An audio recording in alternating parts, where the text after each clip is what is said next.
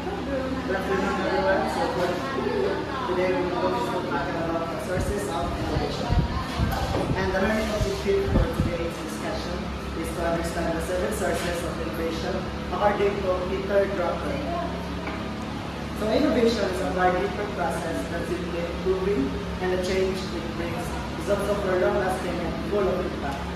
Peter Drucker has provided 7 sources. And first is the unexpected success and unexpected failures, the incongruities, changes in industrial market structure, necessities, changes in demographics, changes in meanings and perception, and then the last is new knowledge. So first is the unexpected.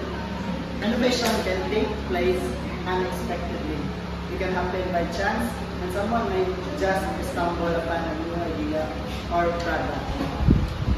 So the best example for this is relatable in our business, which is the salon. Then we all know that when you go to salon, then kariban din. Iligo siya after mga 3 days, paguman sa klasa, paguman sa service. Pero at that time, parang pa sarcasm, nagtutulong ba? Ay ma'am, pwede na siya iligo po tugma sa gigayag-gala rin. So na to, ganito, malang customer. Then magbalik yung tugma siya, karoon mo po itong pwede na iligo po tugma. So ka na to, wala siya inundan. Mo nang i-change ang regulation sa mga pan, sa mga treatment, yung may inundan. Dili na mag 3 days after mag-1 of 1, diba? Pwede na iligo po tugma. And then next is incongruities, which is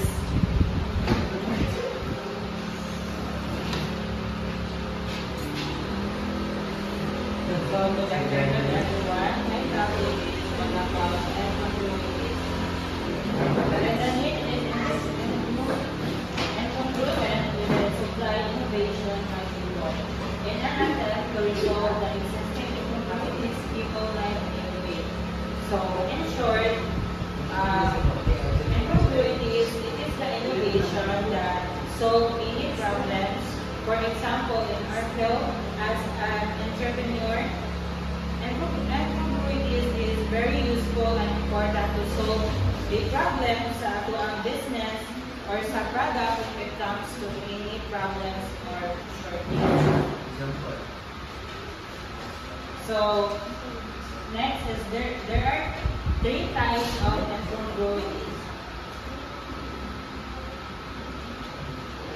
So, Drucker identified this as an incongruity with the economic realities of an industry. So, first is the incongruity between the reality of an industry and the assumption about it. This type of incongruity is characterized by management in an industry having a misconception of the reality of the industry and therefore make erroneous assumption about it, resulting in misdirecting efforts. So, mali siya ang dili sa akong mapagtanaw sa isang industry o sa ilang ginawaan. Like, maghimot sila og sa yung mga decision and they waste their time and money para sa dili sakto nga utang. Second is the incongruity between perceived and actual customer values and expectations. Of all incongruities, this one may be the most common procedure when suppliers typically misconceive what as the customer actually buys. So, mali siya ang dili sa mga pagtanaw sa gusto sa mga customer. Like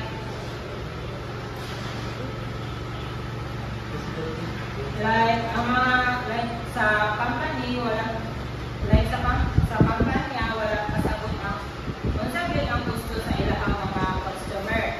And then maghimo sila og kanang product or service nga dili ganahan ang mga customers. So next is the last one is the incongruity within the rhythm or logic of a process. So, ano siya, like, ano siya ang dili nga sakto nga process. Like, naay kulang o sayo sa paagi sa paggamit sa product or service sa mga customer. So, again, incongruity is very important and useful as in our role as an entrepreneur, so that we can able to solve the problems to our business or product when it comes to any problems or shortage to our product or business. Thank you.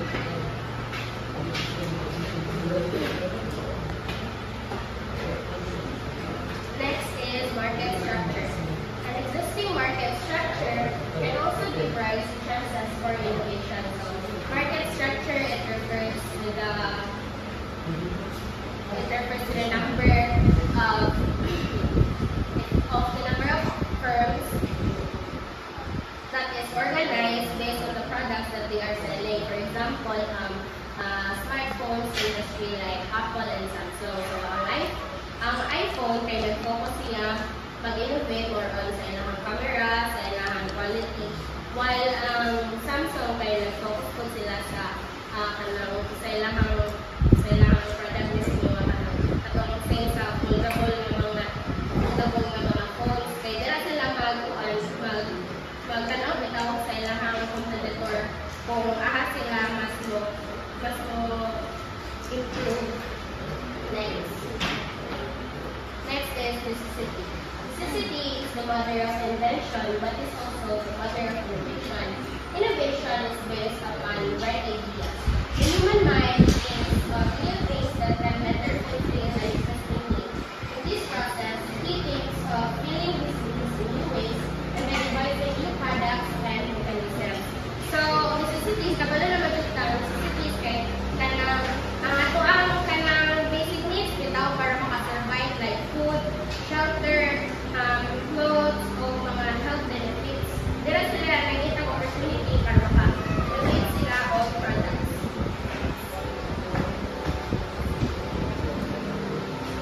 Fifth is demographics. Our lifestyle can also be a source of innovation. We all have our lifestyle needs. Lifestyle needs are the small needs and their fulfillment an important requirement for us. This is where innovators sometimes find major opportunities.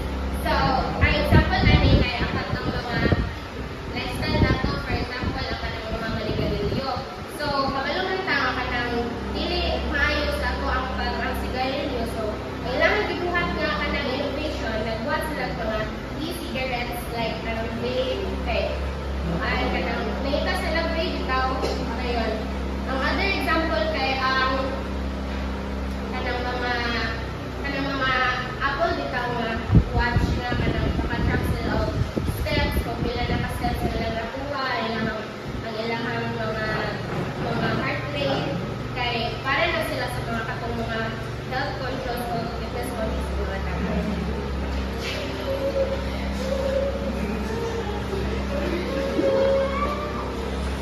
So next is changing perception.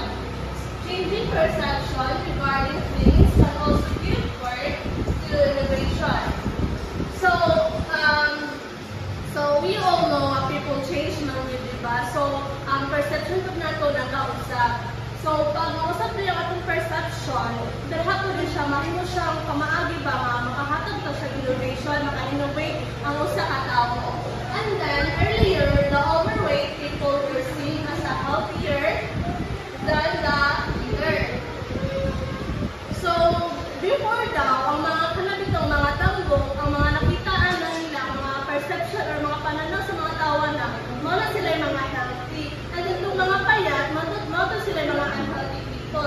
And then, the social perception of healthy has undergone a big change where fat people are seen as obese and unhealthy.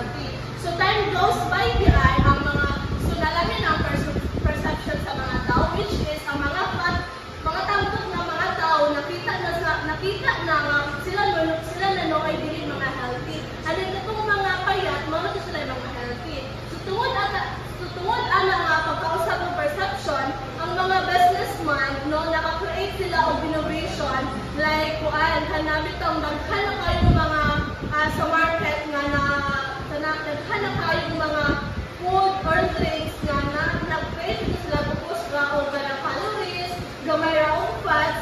So, tungkol sa pag-change siya perception, nakakreate siya og daghang mga products sa mga foods or drinks na makatabang siya also vitamins na makatabang siya ma-provide ko pagkalaki ng perception. So the last one is the new knowledge. So new knowledge would also be source of innovation. So when we gain kanang new knowledge di ay makakuan na siya, makahatag na siya ng innovation. So whether it is a nanotechnology, biotechnology, or even artificial intelligence, new knowledge in any area is a source of innovation. So, isa kung saan siya nga kanang part or portion sa itong life, as long as natin knowledge na mag-gain, as long as natin mabawan na bago, that time, pwede na siya mahimong source of innovation. Like example, sa kanang